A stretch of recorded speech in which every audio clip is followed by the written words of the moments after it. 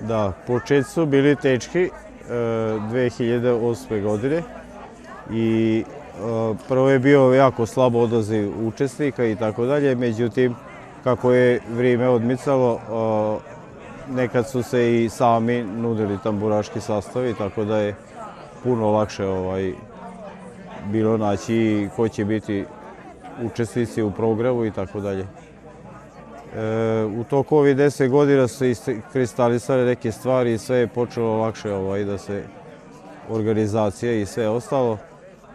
Tako da je to, istrajali smo ovih 10 godina pa ćemo vidjeti dalje da li ćemo imati snage da nastavimo dalje sa radom. Pa imam puno prijatelja tamburaša iz Hrvatske i iz Mađarske i praktično pošto radim neke popravke i prodaje instrumenata kao amaterski, smo stupili u neke kontakte i uglavnom preko interneta ili se čujemo telefonom, napravimo neki dogovor ili oni sami predlože ko bi mogao biti da bude svake godine drugačije, znači drugi učesnici u programu.